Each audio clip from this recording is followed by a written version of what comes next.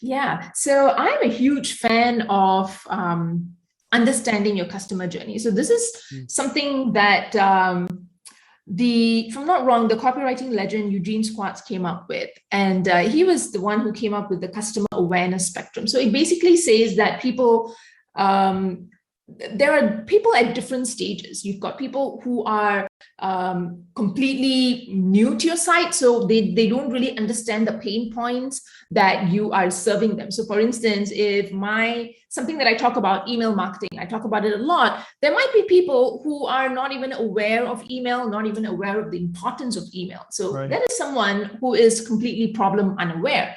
You might also have someone who is problem aware. So these are people who understand that they have a problem. So they are aware of all of these symptoms that they have, not understanding what type of emails to write, not understanding how to engage their audience. So those people who I consider problem aware. So you have different types of people coming in and interacting with your site.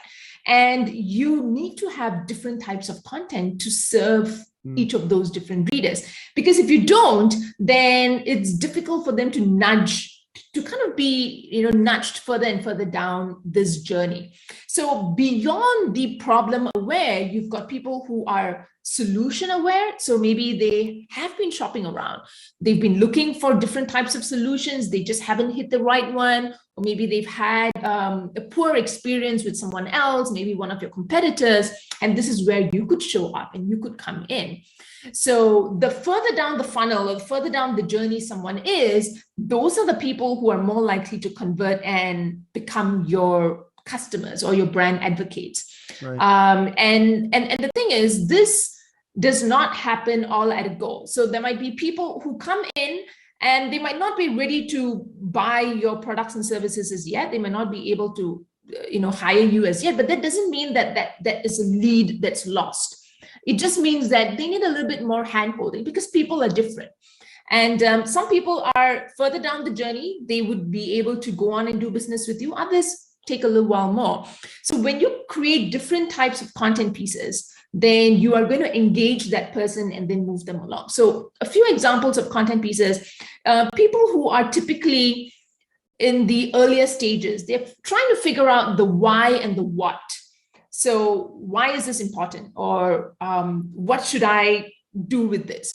So these are the types of questions they have. People who are further in, they have more how type of questions. They're thinking about, okay, how can I implement this? What strategy should I use? How can I do this with my specific situation? How does this work with my specific situation? Now, further down the funnel, or people who are very close to perhaps making a decision on whether they want to do business with you, for those type of people, when you share case studies or when you share results of how your solution helps, now that is going to really spark their interest.